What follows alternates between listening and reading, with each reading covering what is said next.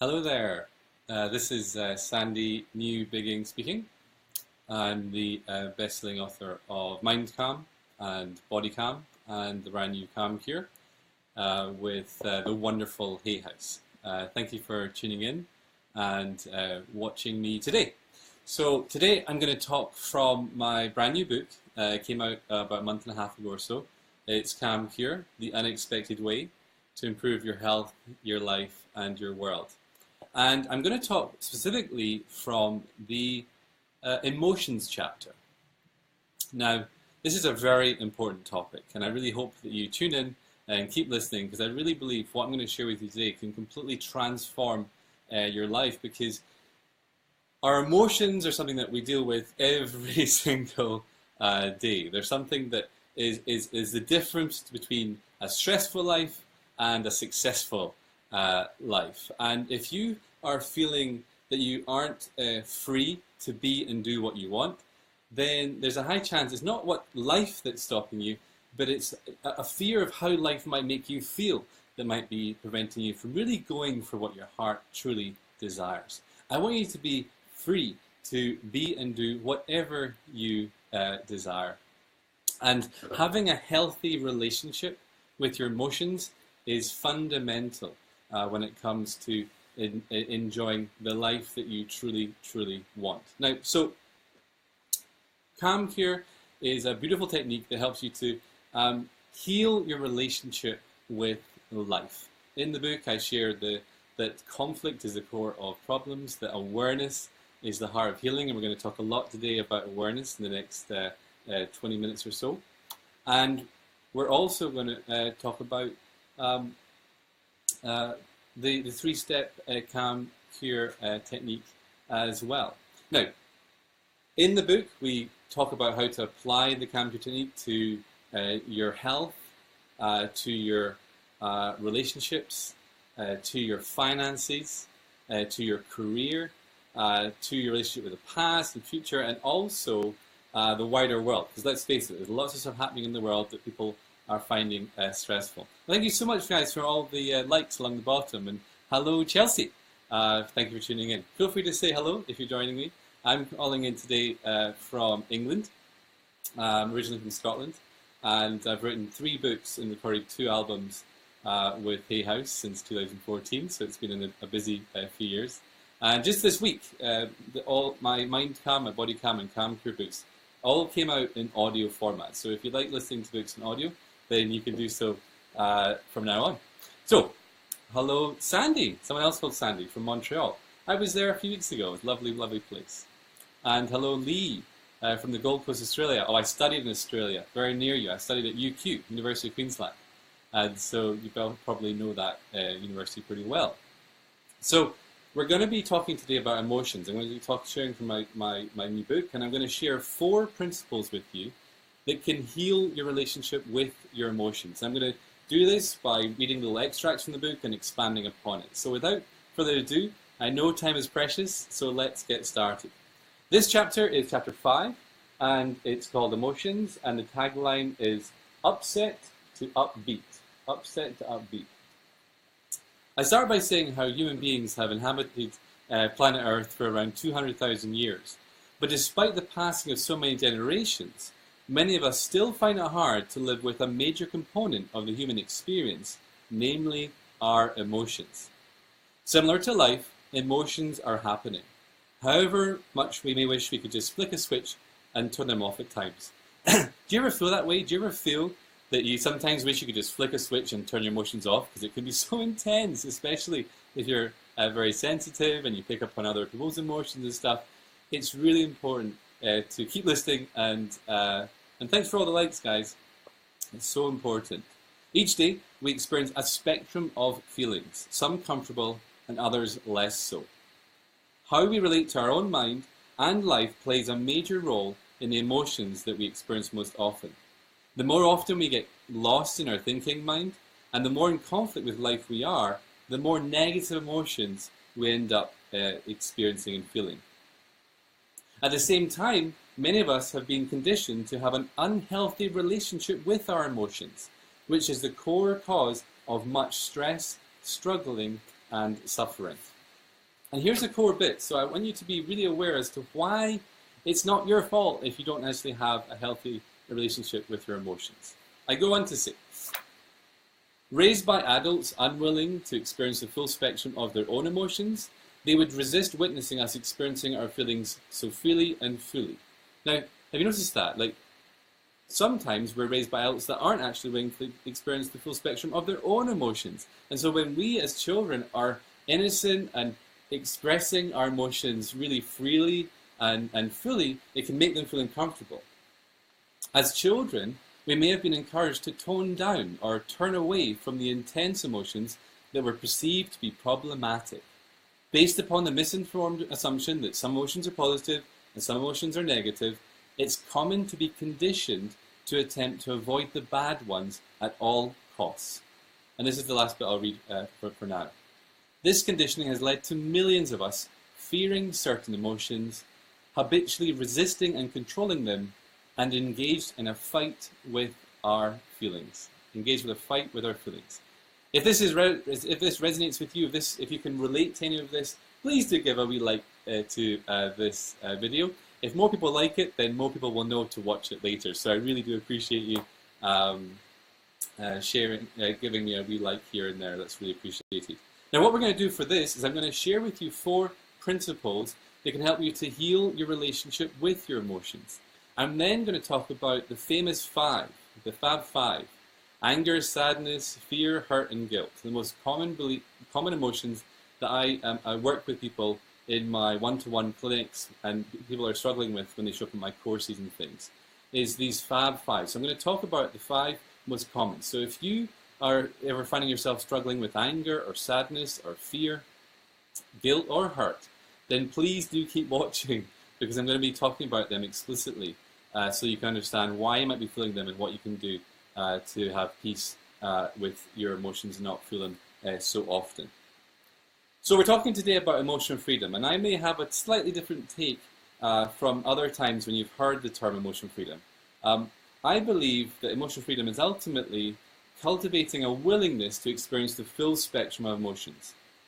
What that means is, if you do notice an emotion, you don't immediately try to get rid of it. In fact, you recognize it, you feel it, and you use it to help you to heal and to create.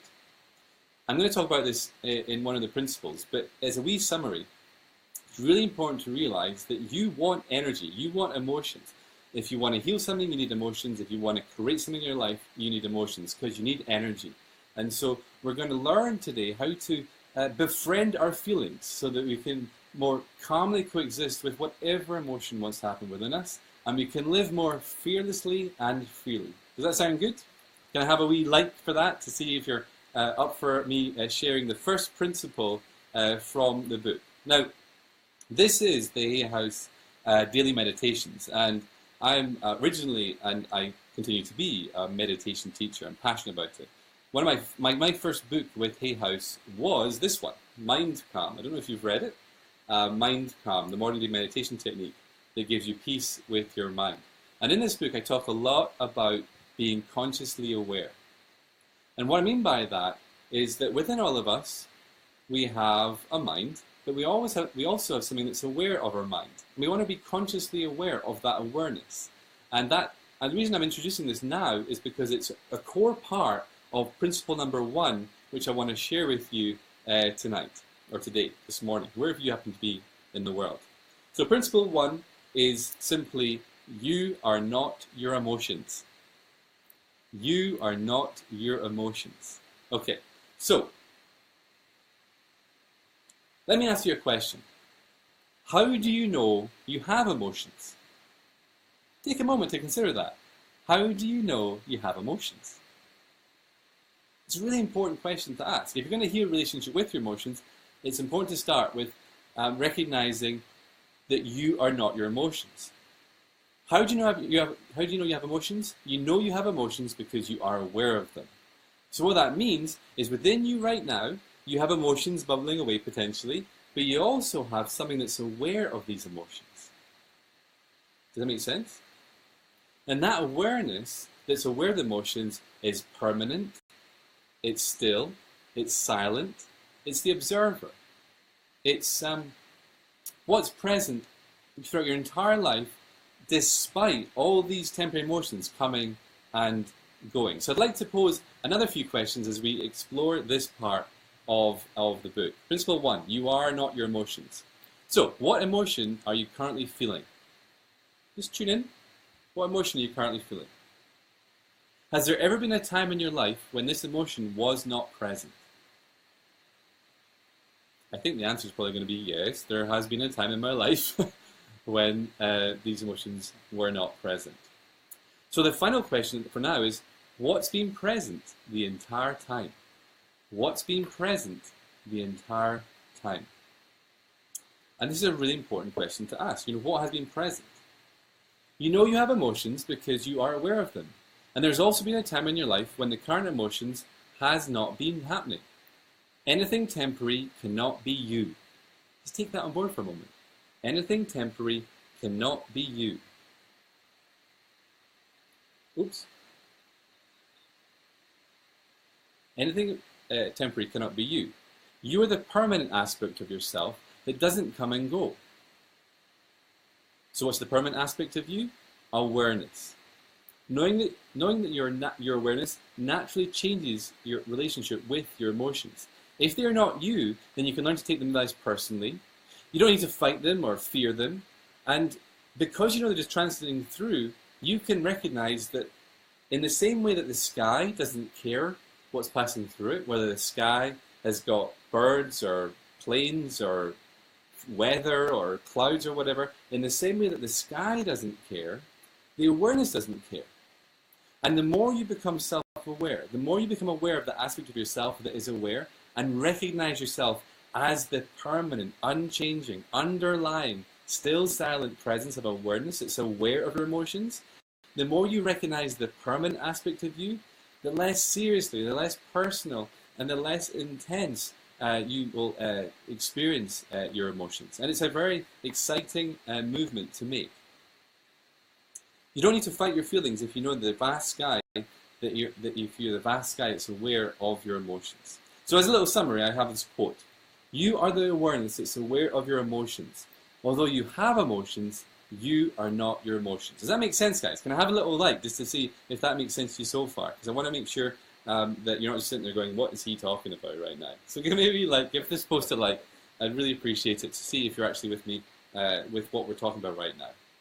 If you want to heal your relationship with your emotions, the first thing is to recognize is that though you have emotions, you are not your emotions. We've got three more principles coming, but this is the foundational principle. When you know that you're not your emotions, naturally you want to rest into your real self, the permanent aspect, and naturally it doesn't actually matter as much as to how you temporarily feel it.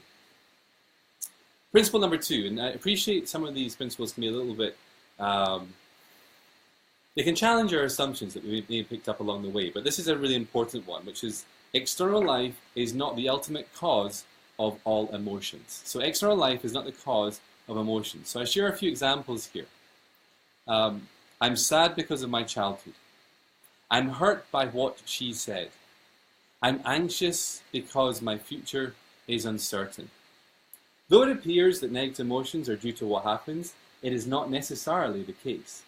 We feel hurt if we think about and are in conflict with what a person said or did. We are hurt if we think about and are in conflict with what another person has said or done.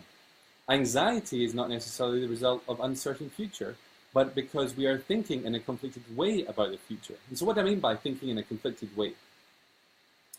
In other words, you're resistant to certain things happening in the future, and you're attached to specific things happening instead. Remember, if you came to if you've read the book Camp here, or you've watched my previous Facebook Live, you'll know that when I'm talking about conflict, I'm talking about this inner dynamic between resistance and attachment. Anytime we have we're resisting something because we're attached to something else happening instead, we end up in conflict. And we're wanting to calm that conflict, to more calmly and peacefully coexist with whatever's happening in our life. And today we're talking about how to calm the conflict with certain emotions so that we can more peacefully coexist and be emotionally free. No person, event, or thing has the inherent power to make you feel any which way. When you accept that external life isn't the ultimate cause of your negative emotions, but rather conflicted thinking about life is, you stop being a victim to circumstance. And here's the really good bit. You save a lot of time, money, and effort trying to fix, change, and improve your circumstances in order to finally, eventually, feel better one day. When you know that the external world is not the cause of your inner emotions, and it's more what you're doing inside you on your side of the fence, you get your power back. You're no longer a victim to what that other person said, or you're not trying to avoid certain things in life circumstances because you're scared about how life might make you feel. Imagine how free you would be if you weren't scared about how your life circumstances might make you feel. Just imagine that for a minute. It's so liberating what we're talking about right now. So if you want to summarize what I'm saying right now, and if we're going to keep it really simple, then I would summarize it this way. Repeat after me. I'm feeling what I'm feeling because I'm thinking what I'm thinking.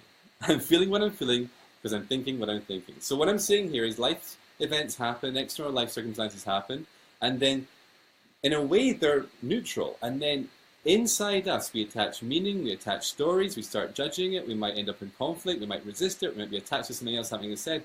All that stuff going inside us, let's call that thinking.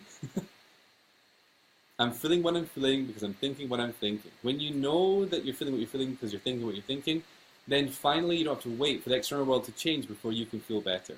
You can recognize that you can use meditation and being self-aware to let go of all this think about life, to return to the presence of your real self, this inner, permanent, unchanging awareness that is within you right here, right now.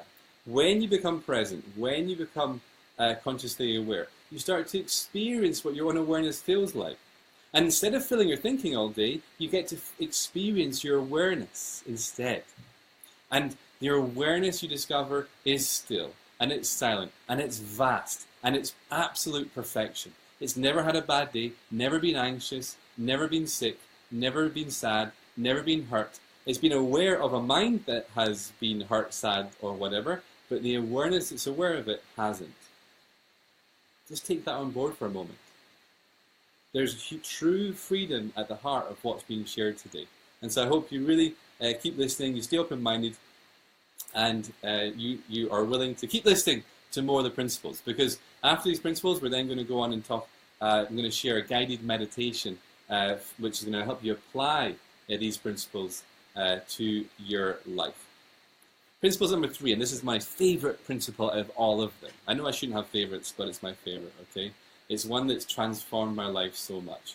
And it's the principle, peace is not the absence of emotion. Peace is not the absence of emotions. After a couple of years of meditating, I went to my meditation teacher and said, thanks very much, but I don't think it's working.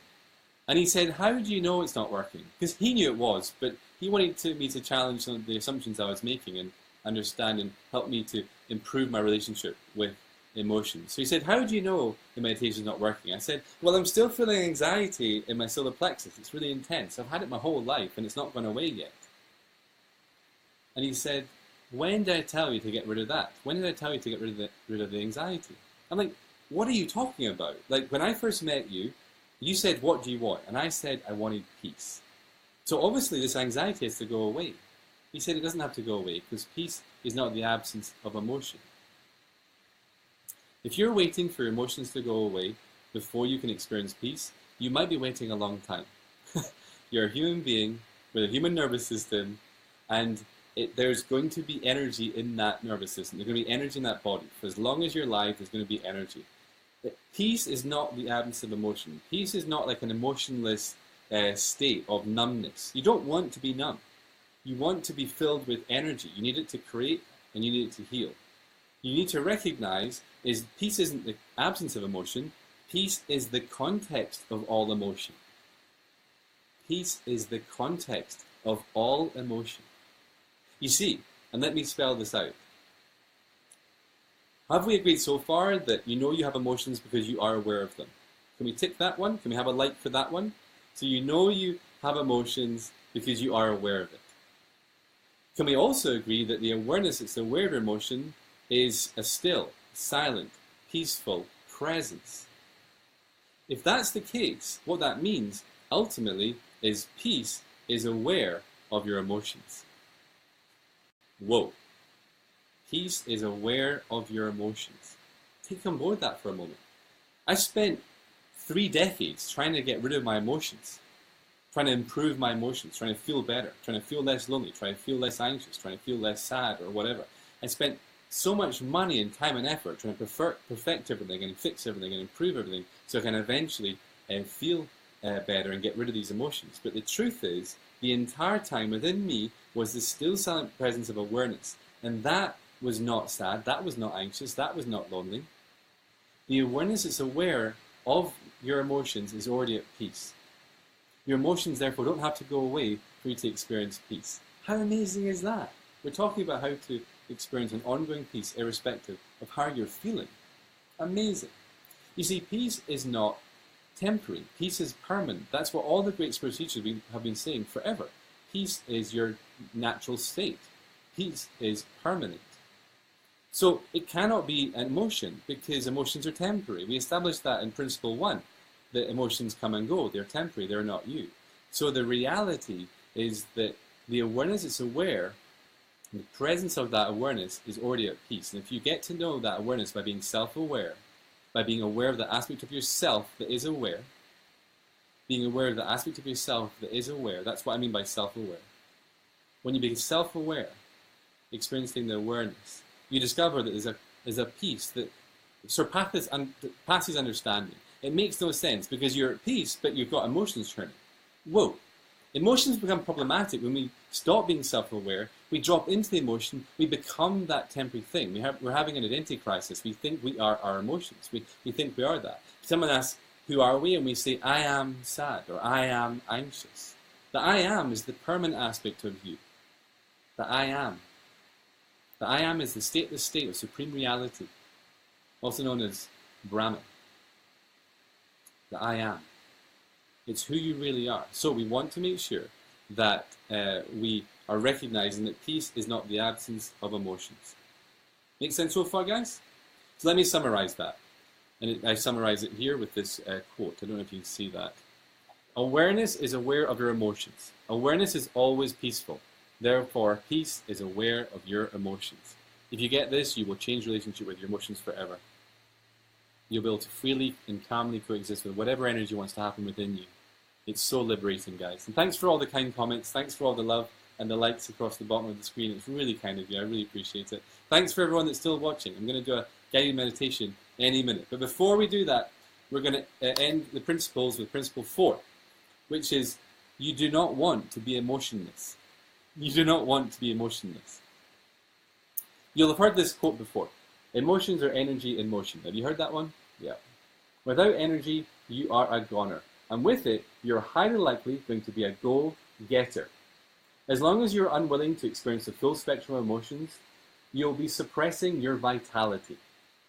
For optimum health, you need energy, and as far as your body is concerned, all energy is good. Emotions don't harm the body. It is the conflict towards them and life that does. Some people have been thinking that actually, there's certain emotions that are bad for your body. But what I've observed is that it's not the emotion itself, it's not the energy, it's the relationship we have with that emotion. And if we are fighting our feelings, if we're fighting that emotion, that's what creates dis-ease. That's what creates tension and stress and can, I've observed, eventually show up with chronic conditions. It's not the emotion or energy itself, it's the conflict with it that puts the body into a state of imbalance and messes with the energetic equilibrium. So emotions do not harm the body, it's conflict towards them that does. Therefore, to resist your emotions is to limit your energy that you need to heal and be healthy. Everything you want in your external life is also made up of energy and requires energy to create.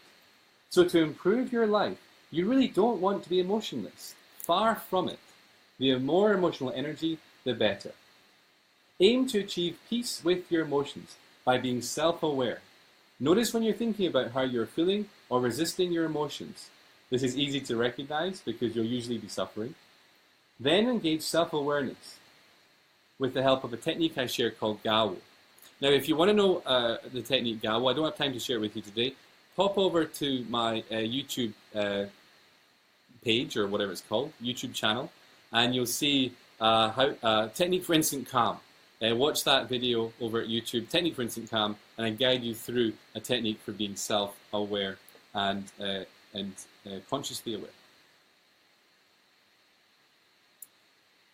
So there you go. Letting the emotional energy be present within you with no resistance allows the power of your emotions to rise up and their positive purpose to be actualized.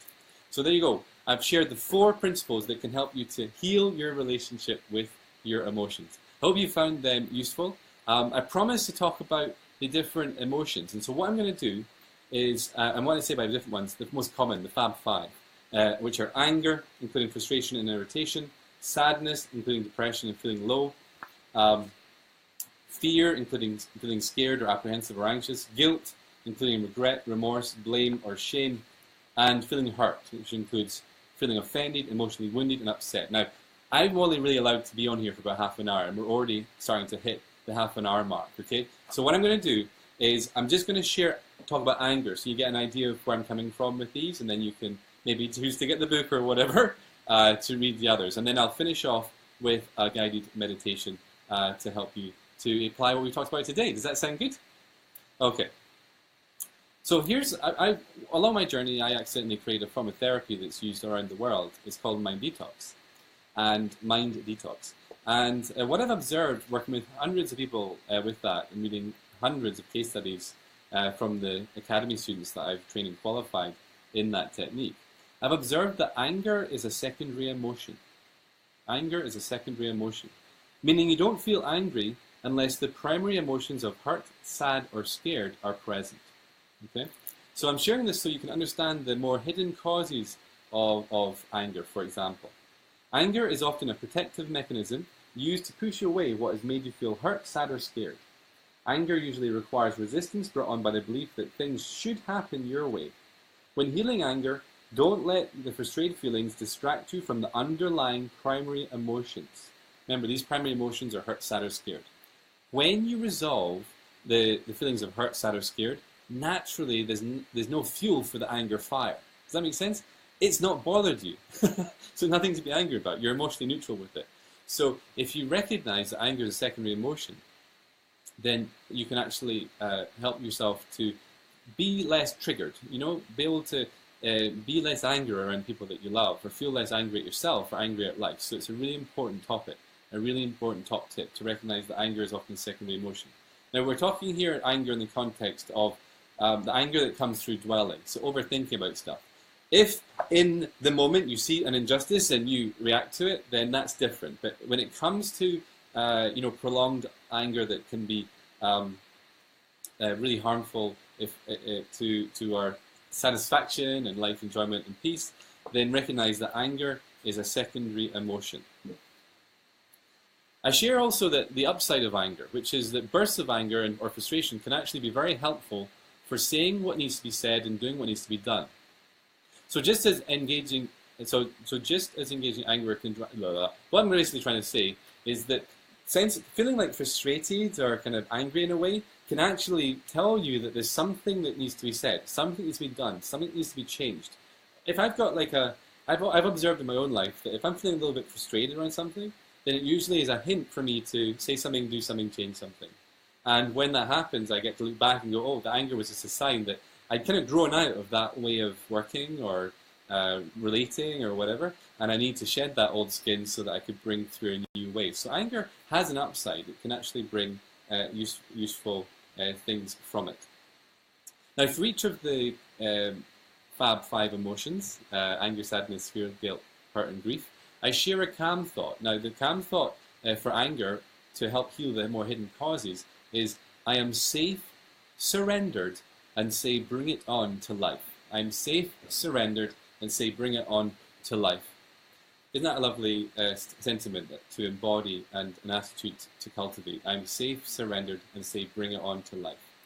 So during this, I'm going to close now with a guided meditation for you guys. I hope you've been enjoying today. We've got 200 people watching today. Thank you so much, guys, for tuning in. That was really it's really cool for you to be here. We're talking about emotions. We're talking about how to heal your relationship with emotions so you can experience true emotional freedom.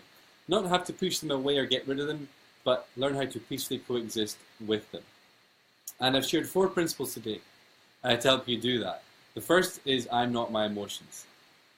The second is to recognize that external life is not the ultimate cause of your emotions. The third is that peace is not the absence of emotion. And the fourth is you do not want to be emotionless.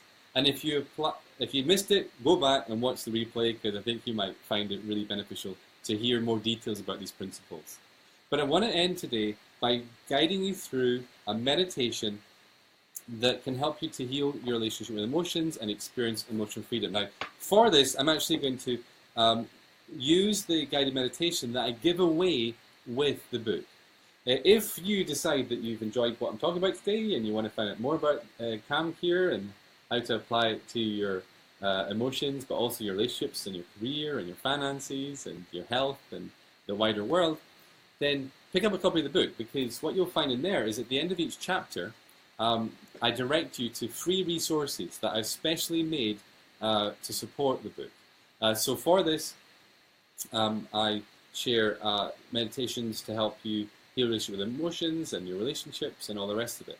I'm going to guide you through now the meditation called Emotional Freedom. Because I'm lacking a little bit of time, I'm going to shorten it a little bit, but you're going to get a really nice taste for the guided meditation. So if you want me to do that, give me a like, give this post a like. Like I say, when people see there's lots of likes, they know to watch it. And they go, oh, what's this all about? So if you've enjoyed this, if you think people could benefit from listening, please do give a like. And also, if you want to write a little comment to me, that would be lovely to see as well. And I'll be looking on here afterwards. If there's any questions or anything, I'll look on the Facebook page to see if I can answer any questions for you. So please do feel free to ask a question as well, and I'll spend a little bit of time after here answering your questions. So without further ado, let's do the Emotional Freedom Guided Meditation, or at least an edited version of it. Are you ready? I hope that you can be sitting somewhere comfortable and you're able to be going through this meditation in a place where you can have some privacy and stuff and you can actually fully engage it. Patty says, I'm sorry, I didn't catch your name. This is the first time I've seen you, but I've enjoyed this time. I'd like to catch you on YouTube channel. So my name is Sandy Newbigging. Sandy Newbigging. There's the spelling of it there. I don't know if Facebook... Oh, how do you do this? There's my name. Thank you for saying hello. And I hope that you've enjoyed this session. I certainly have. So let's get going with this meditation. Sit back, relax, and be guided through this Emotional Freedom guided meditation. Begin by sitting or laying comfortably before closing your eyes and remaining gently alert with your attention wide open. This meditation is for cultivating the attitude required for experiencing peace with the full spectrum of your emotions. This is key to emotional freedom because emotions only become problematic if there is a resistance to experiencing certain ones or an attachment to only experience the ones we have been taught are positive. By healing your relationship with your emotions, you're learning there is no need to try to fix, change, or improve them. This comes from the knowing that you are not your temporary emotions. That emotions are not caused by external life events. And that peace is not the absence of emotion, but instead peace is what the awareness that's aware of all of your emotions feels like. And ultimately, the more emotions, the better. Positive or negative, I invite you to begin by noticing what emotion you're currently feeling. Rest for a while, being gently alert, and allow yourself to relax even further. Your intention is to simply be aware of the emotional energy with a bring it on attitude. As you do this, now gently think, hello emotion, thank you for passing through. You are welcome to hang out as long as you want. Hello emotion, thank you for passing through. You're welcome to hang out as long as you want. Allowing the energy to be present within you reduces any resistance towards the presence of the emotion. Notice any tension in your body, especially around your chest, stomach, and solar plexus area, and let it dissolve and reduce by breathing into these areas of your body in a slow and balanced way. That's right. Just breathe, nice and deep and easy, allowing the emotion to be present within you. Continue to do this while being gently alert, with your focus forward and attention wide and open.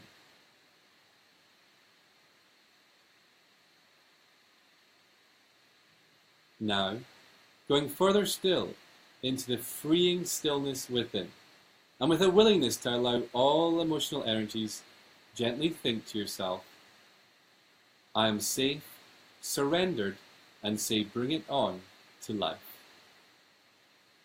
I am safe, surrendered, and say, bring it on to life.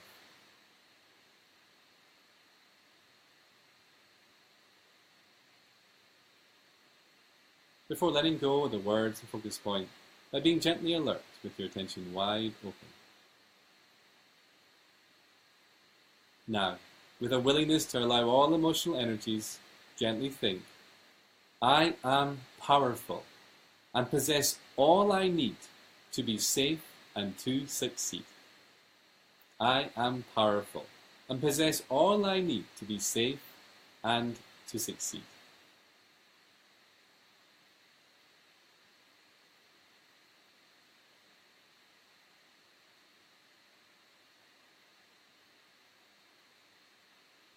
Before being gently alert, with your attention wide open, and hanging out with the intention to peacefully coexist with the emotion. With the willingness to allow all emotional energies, gently think, I am grateful for the good in my life and feel lucky to be alive. I am grateful for the good in my life and feel lucky to be alive. You're doing great. Thanks for joining me for this emotion freedom meditation. With a willingness to allow all emotional energies, now gently think, I am forgiven and free, always doing my best. I am forgiven and free, always doing my best.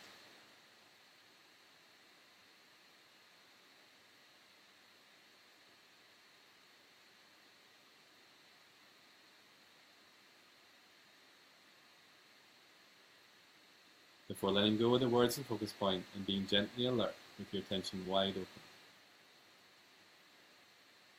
And finally, with a willingness to allow all emotional energies, gently think, I see the innocent desire for peace and love within everyone. I see the innocent desire for peace and love within everyone.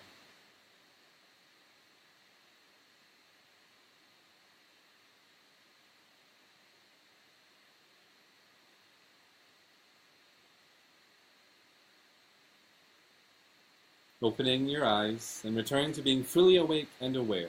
It is my hope that by using this edited version of the Emotional Freedom meditation, you end up so filled up with the constant calm of your own conscious awareness and so attentive to this brand new moment that you care less about how your mind happens to feel about the past and future. With less focus on your feelings and no need to take or make your no need to make your mind stay happy. You can move forward with calm aliveness and harness the power of any emotional energies to help you to heal and enjoy a full and free life. So there you go. There's a kind of an edited version of the Emotional Freedom meditation. I hope you enjoyed that. Let me just briefly end by telling you a bit why you use these particular calm thoughts. When I've been researching the connection between the emotions people experience and what's happening in their life and the kind of the hidden causes, like the beliefs and the attitudes that have to be present for them to experience anger or sadness or hurt, fear and guilt, and and the other one, then I've generated these calm thoughts because they target the most common hidden causes for experiencing these negative emotions. So if you're wondering, for fear, it is I am powerful and possess all I need to be safe and succeed. For sadness, it's I am grateful for the good in life and feel lucky to be alive. For anyone suffering a lot from guilt, it's I am forgiven and free, always doing my best. And for hurt, if you feel hurt often, you want to be thinking, I see the innocent desire for peace and love within everyone. And we started with anger, which was I'm safe, surrendered, and say bring it on to life. So there's the most common causes of emotions, and some calm thoughts you can use regularly to cultivate a healthier attitude with life so that you don't experience so many of the negative ones. Now, I know that might sound like a bit counterproductive, but I appreciate that we can do a two-pronged approach to emotional freedom. We can heal the relationship with the emotions, so we're willing to experience the full spectrum, but we can also heal a relationship with life so that we're not in conflict with life and therefore experiencing so many of the negative ones. So if you do that two-pronged approach, you'll find that you actually experience a much more emotionally enjoyable experience of life. And finally, to close this Facebook Live, I'd like to share one of the last parts of this book, or this chapter on emotions with you. And it's a section called Enlightened Emotional Freedom. Now, this is a more advanced message at the end, but those that have been meditating for a while, you may really appreciate this, so I hope you enjoy these final thoughts on how to experience enlightened emotional freedom. So let me read it to you, and we'll bring it to a close. Let's end this chapter with an invitation to raise the bar into an enlightened relationship with emotions. Have you noticed that it requires a subtle checking out of the present moment reality to know how you're feeling? So you have to go, and leave the moment and start thinking about how am I feeling? For you to know that you're happy or sad or anxious or frustrated involves engaging in some form of mental activity by asking, what am I feeling? And then attaching a mind-based label to the energy. When lost in your thinking mind, your attention leaves the present moment reality to focus instead on thoughts about the past. And this is a rather powerful quote here, but to take it on board, it's maybe one to meditate on. Emotions are remnants of the past, shadows of how your conditioned mind was made to feel a few moments ago. Emotional energy may be within you right now, but it exists because of something that happened in your mind a few moments ago. By being self-aware with all of your focus on this moment, you can be aware that you're feeling something, but without the conditioned mental constructs of positive or negative. This higher level attentiveness to what is being presented right now in your life makes you far less interested in or concerned about the temporary emotions passing through. You stop being so fixated on your feelings and therefore don't have to manage and control them. There is less of a resistance and an attachment to life happening any particular way because you aren't attempting to make or keep your mind happy. How am I feeling? I don't know, I don't care, and I absolutely love my life. Don't forget, the only part of you that cares how you're feeling is your conditioned mind, and you're reading or listening to this book because you want to live free from conditioning. That's what enlightenment is, living beyond conditioning in the truth of reality and the truth of yourself. An enlightened relationship with your emotions comes from being so filled up by this moment that you don't care about how your mind feels about the past or future. With practice, it won't matter how you feel, and when that happens, you are emotionally free. So there you go. I have shared with you extracts from my brand new book, Calm Care, The Unexpected Way to Improve Your Health, Your Life, and Your World. There's chapters on emotions, relationships, career, money, and the wider world, all these things to help you improve your relationship with life so that you can live with true peace and really love your life. You know, I believe that a successful life is one that is loved by the person living it. And by clearing the condition we picked up along the way, we learn how to love more of ourselves and more of other people and more of life and more of the world. And that's what the world needs right now, guys. more love. Less fear, more love. And we can do that by being the change, by being a peaceful and positive presence in the world. And it starts by us healing the conflict within ourselves. And one way you can do that is heal the conflict you may have with your emotions, to stop fighting your feelings, to breathe into them, let them energize you, let them fill you up. Emotions are power, they're your power. And irrespective of the labels you may have been conditioned and picked up along the way, emotions are a very powerful way for you to help yourself heal and to affect positive change on the world. So I hope you use the 4 principles I've shared with you today to really power yourself up, to be a peaceful and positive presence in the world. If you want to find out more, pick up the book. If you want to work with me personally, check out my website, sandynewbigging.com. Head over there to learn about my one-on-one coaching if you want some one-on-one help with this. And especially make sure you check out my Calm Clan. That's www.calmclan.com. I have an online membership site where we've got people from all around the world learning all about what we're talking about here and so much more, where you can meet with me a few times a month with live broadcasts and access loads of online courses and lots of guided meditations. It's a fantastic way to give yourself the support you need so you can gain the momentum you need to really create the changes you desire. So thank you so much for tuning in. And until we next speak, I wish you infinite peace and limitless love. Bye for now.